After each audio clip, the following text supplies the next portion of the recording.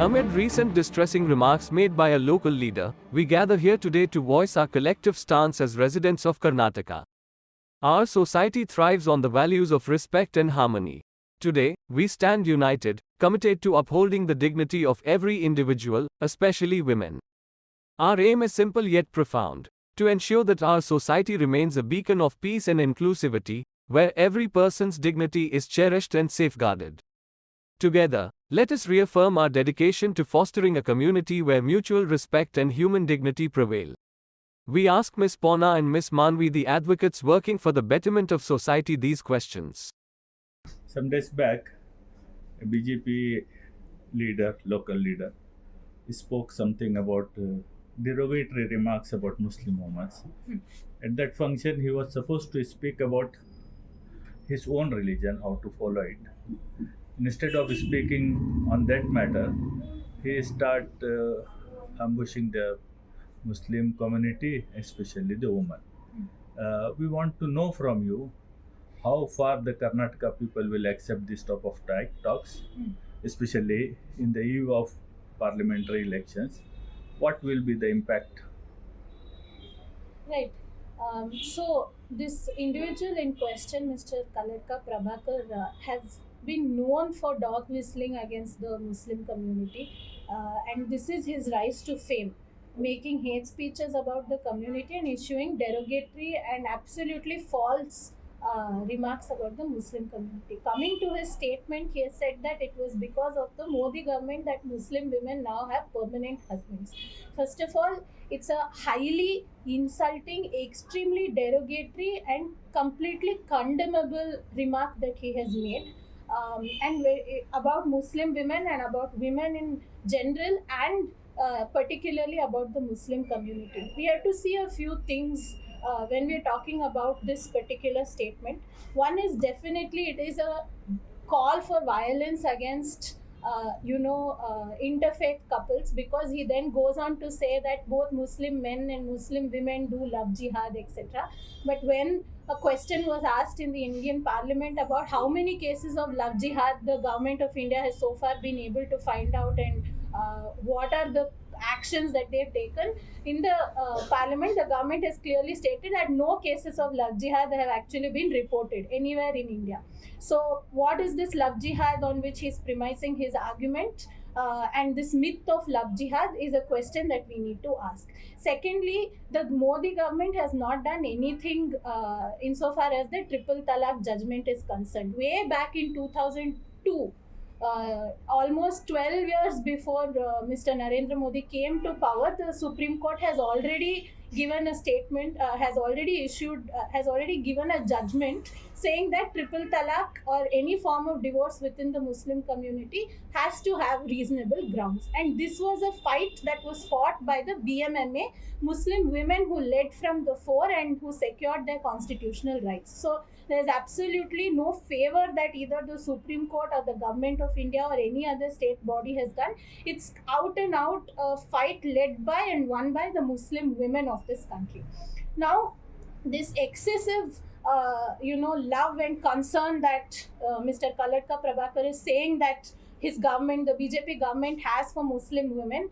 As women of Karnataka, we want to ask, what was the BJP government anywhere at the union or in the state of Karnataka or anywhere else in the country? What were these governments doing when Muslim women were being auctioned on the internet? It was not once but twice large-scale auctions of Muslim women through Sulli deals and bully buy happened. At that time, there was a conspicuous silence, and also the perpetrators of these crimes, they took a lot of time to arrest them, and they're immediately released on bail also. So is this what shows your concern? And coming straight to Karnataka also, for over 9 months, Muslim girl students in different educational institutions were tormented, and they're subjected to the worst kind of humiliation at the hands of the state, the media, and the police when the hijab restriction order was passed.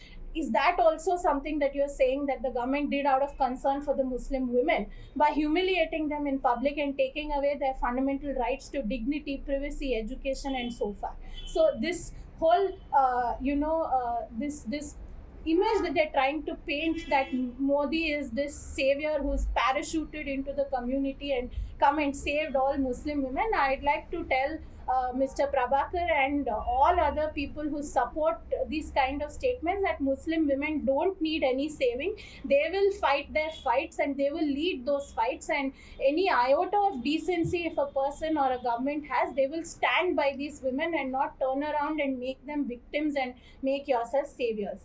The other thing is that it is extremely laughable and at the same time very it's disquieting that Mr. Prabhakar has made these statements in the name of Dr. Ambedkar, and he has quoted Mr. Ambedkar while he is talking about, while he's making these hateful remarks and giving these hate speeches. But in fact, Dr. B.R. Ambedkar, uh, as we know, famously said that Hinduism is like cancer to the society. If we become a Hindu Rashtra, nothing worse can happen to India. So we have to remember that this is what Dr. Ambedkar said, and just yesterday was the day on which Dr. Ambedkar famously burnt down the Manusmriti because he wanted a country to be built on the values of the Constitution of India and not on Manu's Dharma. So we should all remember that, and definitely people of Karnataka will and should condemn anybody who makes these kind of derogatory statements against the Muslim community or any other community that is not Hindu.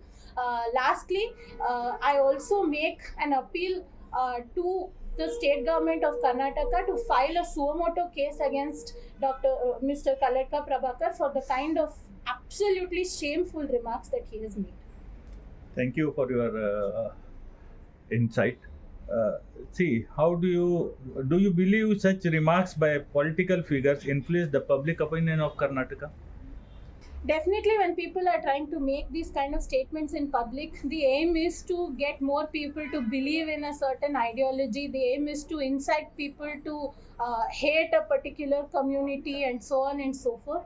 But we have the constitution that Dr. Baba Sahib Ambedkar has given us, and as much as they talk about their hateful ideology, we can also push back using the politics of resistance and love that Dr. Baba Sahib has taught us. So while there is a very real danger of people's opinions being influenced, is also the land that saw great movements of resistance. So we cannot lose hope, and we don't have to be intimidated by the strategies that the right wing is deploying. So definitely people also have the good sense to know where these statements are coming from and why it's being said and what the constitution says. So we cannot also entirely discount the intellect of the people in being able to tell what is hateful and what is constitutional. See, some days back, a local leader of BJP, he spoke something derogatory remarks about the Muslim women. How far the people of Karnataka will conceive this, and what will be the impact on the Karnataka's beautiful society? I would not want to repeat the statement the leader has made himself, because being a RSS member himself, I think he comes with a certain ideology, an ideology of constantly dehumanizing people from a certain community, which is the Muslim community, and not just dehumanizing them, but dehumanizing the women and to speak to them in a way as if they don't have a right to make their own choice, as if they're not their full people. And I think his statement, this is not the first time he's made such a statement.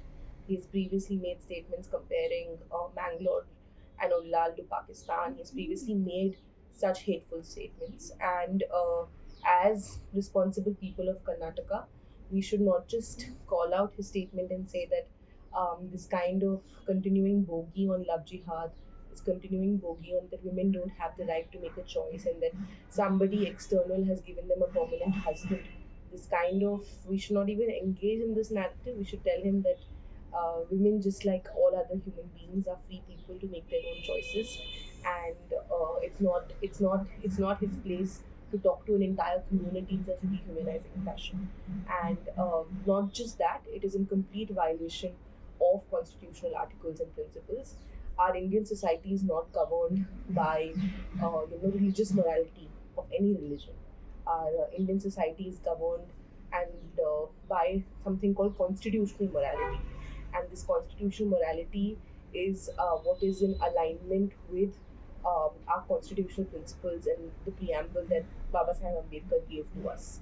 And so, this kind of statements of targeting women from a particular religion, coming from a particular religious identity, all of them are in complete violation of the constitution of the right to dignity, of the right to equality, and they